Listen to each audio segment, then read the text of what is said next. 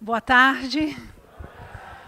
Primeiro, quero dizer que estou muito feliz de estar aqui e pela primeira vez em minha vida, em minha história de mulher, em minha história de pastora negra, estou diante de uma igreja, vamos dizer, 90% negra nesta hora.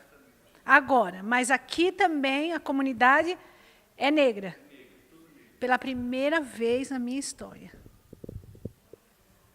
Então, para mim, que já sou pesquisadora e também militante do movimento negro, isso não tem descrição, não tem palavras que possa descrever o que isso, e nem eu sei dizer o que isso realmente significa para mim. E os impactos que isto vai ter na minha própria existência. No meu próprio ser. Eu nunca vivi isso. Eu sou do sul do Paraná, e lá nós somos pouquíssimos negros e invisibilizados, marginalizados, estão na periferia. Então, eu sou pastora de uma igreja tradicional, Igreja Presbiteriana Independente do Brasil, alguns já ouviram falar, é uma igreja tradicional, ligada a Calvino, a Reforma Protestante, do século XVI. Então, é uma igreja predominantemente branca, e mais do que isto, é eurocêntrica, né? Então, tem todo um processo também de embranquecimento da negra, da pastora negra, né? Então, para ser pastora, não pode ser negra declarada, né, gente?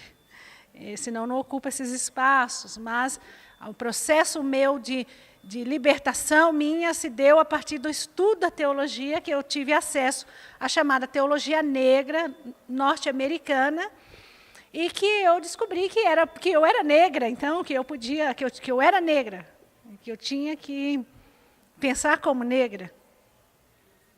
Mas eu era pastora, eu fui ser ordenada pastora numa instituição majoritariamente branca, e que eu iria pastorear brancos e brancas. E a teologia que a gente aprende no seminário, né, formação, é uma teologia eurocêntrica, branca. Aí, logo nós vamos ver o que isso significa, né? Há uma teologia branca, os códigos, né, os dogmas, a iconografia que se tem dessa teologia, uma teologia que representa os personagens bíblicos, todos loiros, dos olhos azuis, né, Moisés branco, Jesus branco. Mas isso não é só isso, é toda a estrutura de pensar é branca. Quando a gente diz isso, estrutura de pensar branco, jeito de cultuar branco, necessariamente a gente está dizendo é excludente do negro. Porque o negro e o branco são uma grande invenção da modernidade. Ao construir essa classificação branco e negro, então, se você exalta o branco, automaticamente você está diminuindo o negro. Então, uma teologia branca é uma teologia que não inclui negro. Não tem negro, não tem espaço nessa sociedade para o negro pensar, para o negro existir, para o negro cultuar, para o negro adorar, para a negra, né, rezar. Então, eu vou falar brevemente um pouco o que é a teologia negra, né? Porque aí a gente mesmo, vocês serão capazes de olhar e falar, aqui tem traço da teologia negra. A teologia negra primeiro, que a gente aprendeu a rezar, a teologia é uma reflexão sistemática, teológica, que, assim, quem faz teologia? A gente aprendeu que quem faz teologia são os teólogos, né? Aquelas pessoas habilitadas pela igreja a fazer teologia, né? Por muitos anos, né, foram os padres que fizeram teologia. Então, nós vamos fazer teologia. Mas, essa teologia que vem para o Ocidente, que vem para a América Latina, é um pacote, né, de pensamentos, de dogmas, que são depositados aqui, e quem acolhe muito bem, quem não acolhe está fora. Né? Quando os negros africanos, escravizados aqui, né, eles tinham que acolher a fé do branco, renunciar sua espiritualidade, ser batizado, rejeitar tudo que era ligado à África e entrar para a igreja. Esse negro aí era batizado, essa negra era batizada e se tornavam cristãos. Né? Então, a teologia eurocêntrica, branca, é um pacote que ia ser colocado para o povo e ele tem que acolher aquilo. Se não acolhe, é um herege, pode ser queimado na fogueira, como fizeram com os negros exterminados. Mas a teologia da libertação é uma grande mudança, porque a teologia da libertação vai dizer assim, ela vai fazer teologia a partir da experiência de fé do povo pobre, escravizado, do povo oprimido. A teologia da libertação vai dizer que ela vem para analisar a experiência, para ver que experiência de Deus faz o povo pobre. Aí vai fazer teologia a partir da experiência. Não é um pacote que vem de cima e a pessoa tem que aderir àquela experiência. É diferente. A experiência de Deus, o povo faz a experiência de Deus, e a teologia da libertação vem teologizar, ou seja, refletir sobre aquilo. Então, a experiência parte de baixo. Né? A teologia ela é um ato segundo, ela parte de baixo da experiência. A teologia eurocêntrica ela vem de cima. É um pacote, você não pode mudar ela. Ela é desse jeito desde sempre. Foi sempre assim. Foi assim desde o princípio. E não se muda ela. Mais ou menos isso. Mas a teologia negra, então, ela busca pensar como que o povo preto experimenta Deus. Foi assim que nasceu nos Estados Unidos.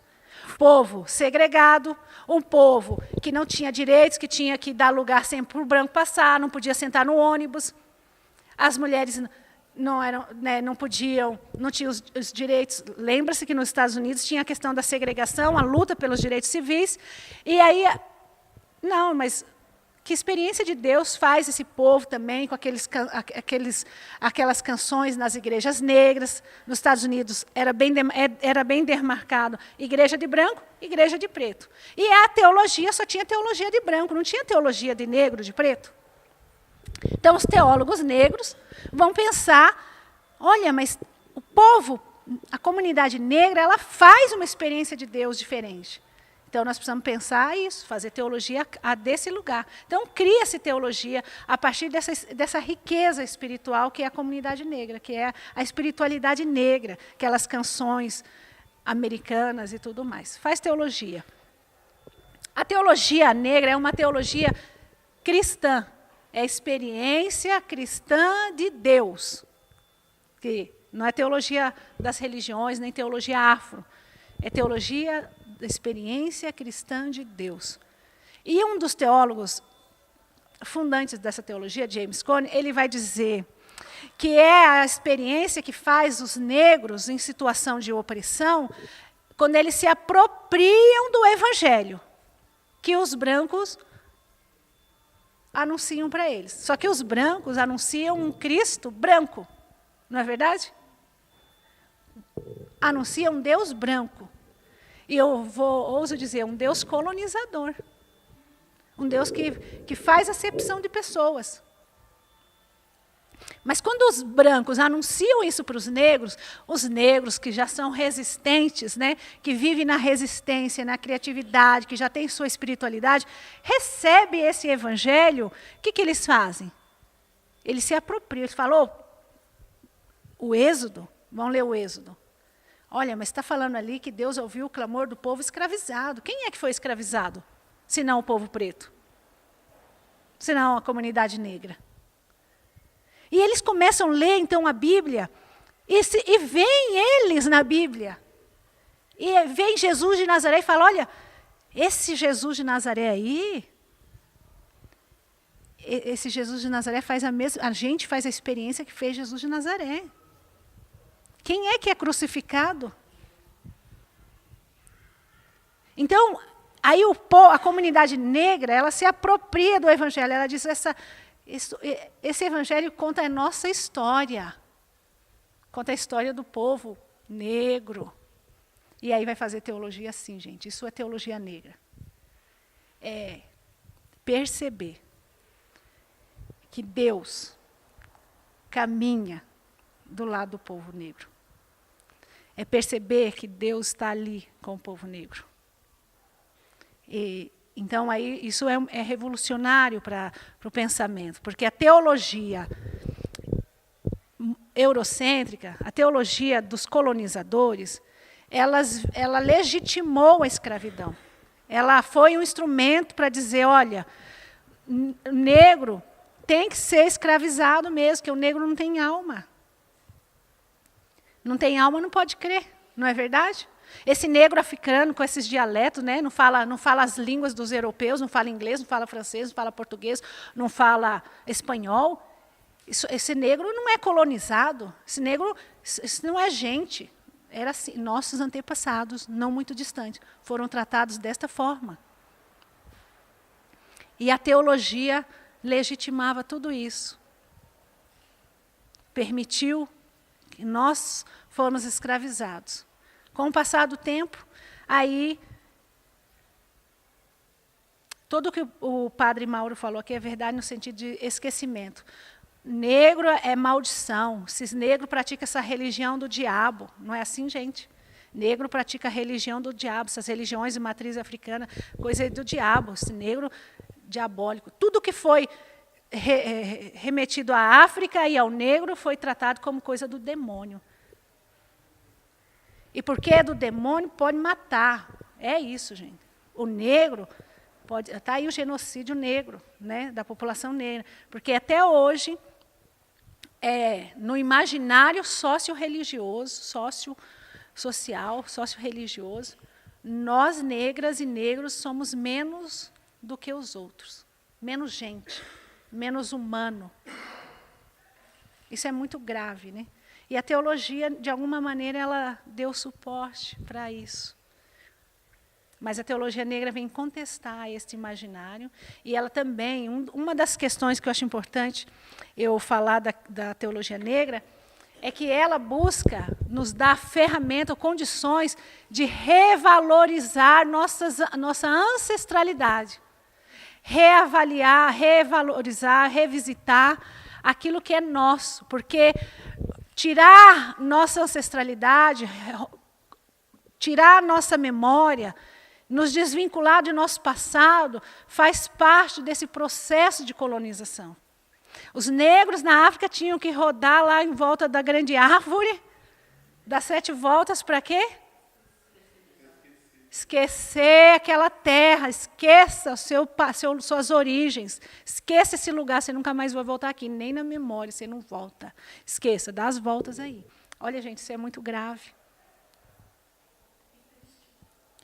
Mas triste. Só que nós vamos ver que é triste, por um lado é triste, mas Deus está com a comunidade negra. Deus está com a comunidade negra. Mas a violência é muito profunda, né? Então, a teologia negra, ela vem e ela busca, ela se coloca na fronteira. É um pensamento e uma ação de sujeitos negros empoderados, né? Que se colocam na fronteira para construir um novo modo de pensar e ver o mundo, tentar reproduzir desconstruir um imaginário racista, de que tudo é do demônio, tudo está ligado ao negro, não presta. De que o negro, para ser salvo, ele precisa se tornar branco, né? O processo de embranquecimento da população negra. Alvo mais que a neve, nós não cantamos, né? Nós não precisamos que alvo mais que a neve. O negro de alma branca, olha, é negra, mas olha, tem de alma branca. Então, são todos processos que nós começamos a colocar, nós nos posicionamos teologicamente numa fronteira para construir uma teologia que revalorize, que recupere a dignidade do ser negro e também da espiritualidade negra. Lá no continente, nos Estados Unidos, na época quando nasce a teologia negra, eles buscavam valorizar uma aproximação com o islamismo, porque o islamismo também é uma religião dos negros, gente, né? Não no Brasil, porque a gente mas nos Estados Unidos, as religiões dos negros, e aqui também chegou muito islamismo durante a escravidão, é a religião dos negros. Não é a religião do branco, veja, é da Ásia, o Islã.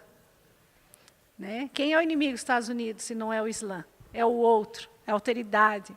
É o negro. É o negro. Então, nos Estados Unidos, eles buscavam essa aproximação com o islamismo, porque o que acontece? O cristianismo colocou-se como a religião verdadeira, a religião eurocêntrica, que é monocultural, ou seja, a religião europeia. Tudo que não era europeu era do diabo. Tudo que não era, né? A Ásia não é Europa, gente. A África não é Europa, então tudo era do diabo.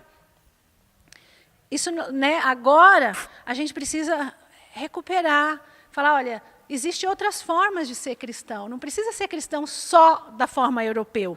E também não é que a gente agora também vai dizer que tudo que é da teologia europeia não presta. Não, não é isso.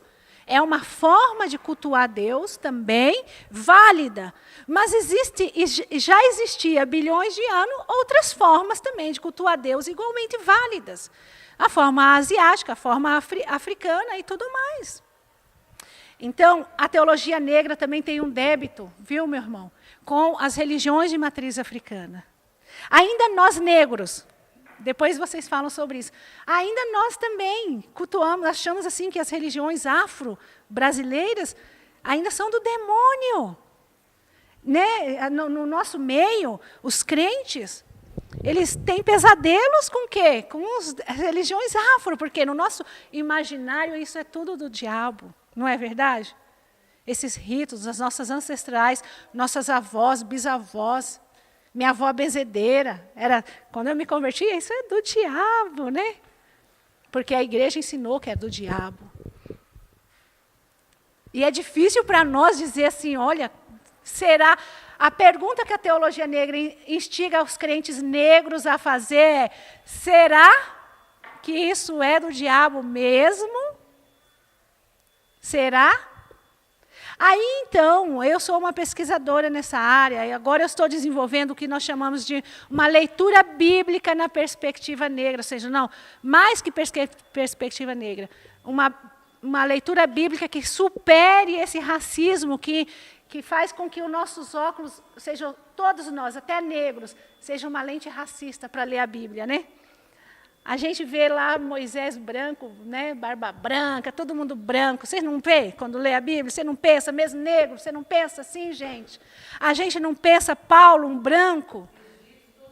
Branco, no Egito, Cleópatra, todo mundo. Não está na Bíblia Cleópatra, mas está nos filmes. Você não vê Moisés, você não vê a filha de Faraó. Como você imagina a filha de Faraó? A filha de Faraó que adotou Moisés. Como é que vocês imaginam? Vocês imaginam uma negra tipo ela ali? Vocês imaginam? Vocês imaginam...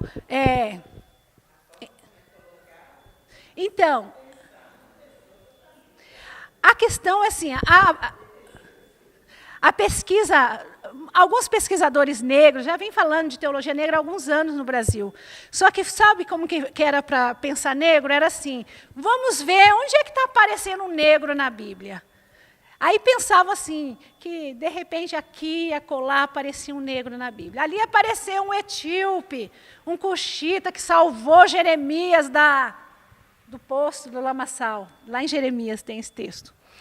Então lá na Bíblia tem esse negro. Imagine assim, num cenário branco, de repente aparece um negro, né? De repente ali com Salomão se encontrou a rainha de Sabá. Aquela rainha africana poderosa, a rainha de Candace, a rainha de Sabá, poderosa, foi visitar Salomão. Aí imagina Salomão e sua corte toda branca e chegando uma africana lá, né? É assim que a gente via o negro na Bíblia. Quando começou a ver o negro na Bíblia, a gente via desta forma. Agora nós estamos no outro estágio. A Bíblia é negra, não tem um negro dentro da Bíblia, aqui e acolá. O mundo da Bíblia é um mundo negro. Moisés, Miriam, Araão, a rainha de Sabá, a filha do faraó, todos não eram brancos, não eram loiros os olhos azuis. Todos eram negros. Sim, porque, gente, nós estamos falando do mundo afroasiático. A Bíblia não foi, como foi falado aqui o nosso irmão Jota, assim, a Bíblia não nasceu aqui na Europa, ali com os alemães. Não foi ali que o mundo, não foi ali que as experiências de Deus, do povo de Deus no deserto aconteceu. Onde que está o deserto de Parã? Onde que está a caminhada? Não está o Egito, gente. Onde que fica o Egito? Onde foi que o povo de Deus viveu por séculos? Foi lá que forjou o povo de Deus. E vocês acham que vivendo todos esses anos, séculos na África, que não ia ter nenhuma mistura? Que não iam trocar experiência, que aquele povo que sai ali, que vai viver no Egito, você acha que eles não... Que os ritos dos antepassados africanos, vejam bem, há milhões de anos, não influenciou em nada na fé de Israel. Então, nós estamos agora olhando para a Bíblia e falando como que tem essa influência, como que se dá essa mútua influência, esse mundo multicultural. Como é que dá essa experiência multicultural? Com o povo de Israel, que foi escravizado, foi sim, mas tem esse período que eles ficam escravizados, mas que eles seguem nas suas práticas religiosas, vivendo, mas eles estão em contato com outros. Depois do Êxodo, ali também continua uma experiência multicultural. A prova disso é essa passagem da rainha de Sabá, que vem da Etiópia, não essa Etiópia, outra Etiópia, Arábia, vem da Arábia, vamos dizer, que é melhor dizer assim, vem da Arábia para trocar experiência com Salomão. Isso estão dando testemunho de uma experiência multicultural e, ouso dizer, interreligiosa. Quando a gente se abre para uma outra cultura, a gente se abre também para uma outra experiência religiosa, gente. Cada cultura tem sua religião, porque a religião é a alma da cultura. Não dá para eu trabalhar com uma cultura e não trabalhar com a religião. A religião é a alma da cultura. Então, eu quero ler aqui rapidamente para terminar, mas depois a gente pode seguir no debate. Estou fazendo um texto, estou analisando um texto, porque assim, então a gente precisa recuperar a nossa ancestralidade, a espiritualidade, porque uma coisa é dizer assim, tem negro na Bíblia ou a Bíblia é negra, essa é uma coisa. Outra coisa é dizer a espiritualidade negra, africana, ela está lá presente na Bíblia. É diferente, gente. É diferente dizer que lá a gente pode encontrar um testemunho na Bíblia de uma espiritualidade africana, de matriz africana. Não é diferente? Vocês já ouviram falar nisso? Vocês já ouviram falar que nossos ancestrais religiosos, veja, uma coisa é dizer, tem uma negra lá, rainha poderosa na Bíblia, isso é uma coisa, não é verdade? Outra coisa é dizer, tem uma rainha do Congado, né? Tem uma entidade, ontem eu sou protestante, então a gente perde muito. Ontem uma das rainhas estava aqui e me explicou por que a devoção da Nossa Senhora do Rosário, porque a comunidade negra descobre que lá na África já tem uma entidade que anda sobre as águas, que era cultuada pelos ancestrais. Então, a Nossa Senhora dos Rosários é esta. Não é uma criação nova, ou seja, a santa que aparece aqui, né, é a que está lá. E se eu disser para vocês que é possível que lá na Bíblia também já está registrada ela? Que no mundo bíblico nós também recuperamos nossa espiritualidade de matriz africana. Eu vou ler aqui um dos textos que quase não se lê na igreja, e muito menos vai se falar que tem uma mulher negra aqui fazendo algo religioso espiritual. É um texto difícil, assim, ao primeiro momento, mas vale a pena, tá? Está na Bíblia. E aconteceu no caminho, no lugar de pernoite, e Yahvé, Deus, o alcançou e buscou matá-lo. Então Zípora tomou uma pedra afiada e cortou o prepúcio do seu filho e tocou os pés dele e disse: porque tu és para mim esposo de sangue. E afastou-se dele, porquanto ela disse: esposo de sangue pela circuncisão. Esse texto está na Bíblia como uma narrativa que conta a história de uma mulher que pratica a circuncisão. Quando fala, corta ali o prepúcio do seu filho, o que é isso, gente? É a circuncisão. Mas ninguém fala que Zípora... Quem que é Zípora? Segundo a narrativa bíblica, é a esposa de Moisés. Antes dele ir lá para o Êxodo, ele está em Madiã, com sua família, e Deus fala, vai lá libertar meu povo. Só que Moisés tem medo de voltar para o Egito, porque o Egito é o lugar onde ele foi ameaçado de morte. E ele tem que voltar lá, porque tem outros irmãos que precisam ser libertos. E esta mulher, e no caminho, no meio da noite, a narrativa diz assim que a divindade, que tem uma divindade da noite aí que quer matar Moisés. E é Yahvé, que é Javé, que é Deus, quer matar Moisés. Mas que esta mulher, ela intervém. Só que nesta trecho, não fala o nome de Moisés, fala que Deus quer matar ele. Mas não diz que é Moisés, quem que é, mas fala o nome dela, fala Zípora. Zípora pega e vai praticar a circuncisão do seu filho, Gerson, filho dela com Moisés. E cortou e praticou a circuncisão. E o texto vai dizer que, então, aquela fúria da divindade sai, vai embora. E aí, depois disso, Moisés vai para o Egito, e nós conhecemos todas as sagas, e ele vai tirar o povo do Egito. Mas tudo que os outros vão analisar essa mulher faz a circuncisão, mas quem é ela? Ela é só só esposa de Moisés, ela é filha do sacerdote de Madiã, sogro de Moisés, Jetro. Ela é mãe de Gerson, de Eliezer, filhos de Moisés. Mas ninguém fala que essa mulher, o que essa mulher fez, gente?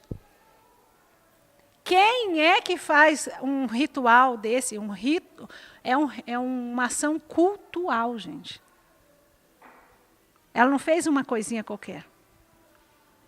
Ela praticou um ato litúrgico. E não é um ato qualquer. Quem é que pode ministrar a Eucaristia aqui na igreja?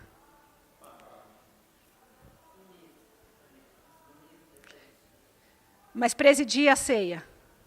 Presidir. Distribuir qualquer um pode, né? Sim, ministro. Mas presidir aqui. No antigo Israel, você acha que qualquer um podia? Tem as tradições que diz que na ausência do pai, a mulher podia fazer, mas o pai está presente. Ele está muito presente. Mas aí o que acontece é, como é que essa mulher sabia o que fazer, na hora que fazer?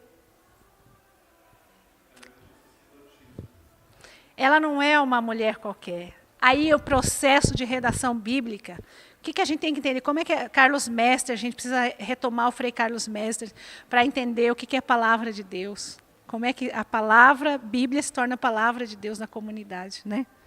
Então, como é que essa sacerdotisa está... Gente, na Bíblia não tem uma mulherzinha qualquer. Vocês já pararam para pensar? Não tem registro de um fulano qualquer. Nem homem, nem mulher. Está na Bíblia, é porque fazia coisas extraordinárias. É porque tinha reconhecimento do povo. É que levou o povo a fazer a travessia, de alguma maneira, em algum momento da história. Veja se na Bíblia tem algum nome... Estou acabando. Veja se na Bíblia tem algum nome de alguém que é irrelevante. Não tem, gente. E tem essa mulher lá. Então, a nossa tese é, essa mulher, como a rainha de Sabá e outras mulheres, mas essa mulher, ela é uma líder religiosa, ela é uma sacerdotisa. Ela é uma sacerdotisa que era conhecida no mundo bíblico. Ela é nossa ancestral mais distante na Bíblia. É mulher negra. Ah, e tem mais, só um detalhe para acabar. Ela é cuxita. Em outro texto, em Números 12, diz assim, a mulher cuxita de Moisés. Cuxita é a mulher, o termo técnico para dizer, não negro, né, que negro é uma invenção do século XVI, mas para falar daqueles negros retintos, como o nosso irmão, permita dizer, acho que é o negro mais retinto que tem aqui, que era da terra de Cuxi, que eram os negros famosos, conhecidos por ser guerreiros, domadores de cavalo. E então, os negros habilidosos da terra de Cuxi. É de lá que é a esposa de Moisés. Então, negra retinta. Que uma coisa é o negra, outra coisa é o negro retinto. Então, de onde vêm os negros mais retintos? Qual a região do continente africano? Então, a mulher de Moisés não era uma negrinha qualquer, não. Era uma sacerdotisa negra retinta da terra de Cuxi. É nossa ancestral e nós precisamos recuperar ela. Recuperar essas espiritualidades. O que é ser negro? O que é ser uma mulher negra na igreja cristã? Onde nós estávamos na experiência do povo de Israel, gente? Segundo a teologia tradicional, a gente não estava, não é verdade? A gente não aparece. Mas a gente estava lá sem essa mulher ter feito essa circuncisão, o êxodo não teria acontecido. Porque foi a partir desse ato que Moisés pôde continuar a caminhada e voltar para o Egito. Nós precisamos recuperar nossa história, nossas memórias. Nós precisamos reconstruir o nosso imaginário. Então, para encerrar, nós vamos abrir, vocês perguntam, a teologia negra, ela está aqui em todo lugar, se vocês puderem ver. Aqui é a coisa mais concreta de uma teologia negra que eu pude ver em toda a minha vida. Porque eles se apropriaram do Evangelho. Veja, não é negar o Evangelho, né? Se apropriaram do Evangelho para contar, para perceber Deus no aniquilamento dos jovens negros, onde está a grande pergunta da Teodiceia, onde está Deus diante do sofrimento do inocente? A comunidade negra pergunta, onde está Deus diante do genocídio negro? Ela pergunta, é a pergunta que interpela Deus, que interpela a Deus. Então, aqui, ó, todas essas cenas, ontem me explicaram essa cena, o artista Clayton, e eu fiquei impressionada. Aqui tem tanta riqueza teológica, da experiência concreta da comunidade negra, que nós precisamos... aqui é uma fonte inesgotável, né, gente, de análise e pesquisa. Mas muito mais do que isso, de vivência crente. E vivência negra, espiritualidade negra, o congado, que acontece aqui, que está representado aqui na iconografia, mas esse matriarcado, esse reinado dessa mulher negra, cadê nós negras na igreja? Nosso protagonismo, ou na linguagem da nossa irmã de ontem, Nila, nosso antagonismo negro, né? Cadê nós na igreja? Cadê as ministras? Cadê as mulheres empoderada? Eu sou empoderada como religiosa, eu sou pastora, eu faço qualquer coisa que um pastor pode fazer. Mas no catolicismo ainda eles precisam avançar nesse sentido, né? Ordenação das mulheres e mulheres negras. Quando isso for uma realidade, como é o nome da nossa teóloga lá, Josimeire, aqui, ó. Ela não é teóloga, ela é doutora, historiadora, mas ela está ali representando uma teóloga também. que eu, quando eu vi essa cena, eu falei, sou eu ali. Por quê? Quando esta cena for uma realidade, então a igreja toda, ela é liberta. Quando a comunidade, quando as mulheres negras estiverem sentadas de frente, de igual para os religiosos, para os bispos, né? Para os cardeais, então então o Senhor veio. Então chegou o tempo do Messias. Então o Cristo se fez presente. Tem muitas análises aqui, mas a gente pode conversar. Eu agradeço muito a oportunidade. Espero ter conseguido falar alguma coisa para vocês. É a curiosidade mesmo, né? Ele já falou. Ela veio, você veio a convite aqui para estar falando para a gente? Convite nosso. Seu também. Agora, uma curiosidade. Como você conseguiu, como foi o seu caminho, a trajetória até chegar a pastora numa cidade praticamente branca? Eu morei em Curitiba 8 anos, né, na formação. Inclusive, na congregação tinha o encontro dos seminaristas negros, que não foi muito para frente, porque quem coordenava a formação eram os italianos, né?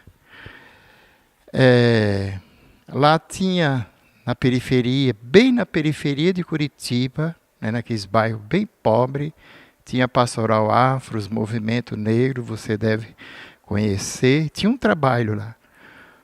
Houve um sínodo na Arquidiocese de Curitiba. E no dia do sínodo, uma liderança negra pediu a palavra para o arcebispo e disse assim: é interessante esse sínodo que vocês estão fazendo, que ele não chegou às periferias, não chegou a nós. E nós temos trabalhos nas periferias, nós não estamos no centro da cidade. E o sínodo não chegou lá, né? Foi uma rasteira no arcebispo, né? Os padres falaram, tá vendo? A gente acha que atinge todo mundo, né? E para complementar, eu gostaria de perguntar para você assim, igual ela perguntei, né? Como resistir a uma cultura europeia lá em Curitiba, sendo que talvez, você falou na sua fala que você foi se assumindo como negra depois, né? Porque tem certeza que quando você foi ser pastora, você não era tida como negra. Você assumiu a causa depois e tocou para frente. Enquanto nós vemos várias mães de santo por aí, eu conheci em Campinas, São Paulo e até mesmo em Curitiba, que procuraram os conventos para ser freira e foram rejeitadas por causa da cor. E como elas tinham aquele espírito de liderança, cada um fundou seu ilê e foram trabalhar espiritualmente a si mesmo. Aquelas que nós falamos que é demoníaca, que são isso, são aquilo, tem histórias bonitas, foram rejeitadas na igreja, né? E hoje elas são mães de santo famosas no Brasil inteiro, inclusive no Sul, né? O povo do Rio Grande do Sul, os negros, começaram a fazer campanha para tirar as polícias militares, né? Porque a polícia tinha raiva de negro. Negro, policial, militar, batia em negro, tinha raiva da sua raça. Então você podia falar um pouquinho, alguma coisa? A minha pergunta complementa a questão dele. Qual a reação das pessoas quando você faz essa leitura numa comunidade ou igreja totalmente voltada para essa consciência europeia, branca, né? Que existe a igreja tradicional evangélica, e a nossa igreja católica tem muitas que ainda são tradicionais e não aceita congado, não aceita missa afro, porque aqui, tipo assim, a comunidade negra, a gente tem uma reação. Qual a reação das pessoas? Minha pergunta é mais em relação à religiosidade mesmo. Que a gente que é negro, que tem o pé... Eu não tenho pé, né? Eu tenho o pé e o corpo, né? Lá dentro da senzala, a gente pensa assim... e quando a gente vê... a gente vê muitas pessoas da nossa cor que puxam mais pelo não é Umbanda, que eles consideram que é macumba, eles falam que é macumba, mas não é. É uma entidade que puxa. Quando eu estou vendo meu sobrinho conversando comigo aqui, hora falando, tia, quando eu escuto o tambor tocando, quando um atabaque bem batido, sabe? Que tem puxa lá de dentro da gente, sai uma coisa da gente, sabe? Uma coisa diferente, é uma coisa que só a gente que é negro, a gente que sabe, que sente aqui na pele, a gente consegue entender isso. Então, é isso que eu quero saber, se tem alguma coisa a ver. E quando eu vou nessas reuniões que a gente está sempre fazendo, pastorais e tudo mais, eu consigo chorar, mas eu estou com vontade de chorar agora. Mas não é chorar de tristeza,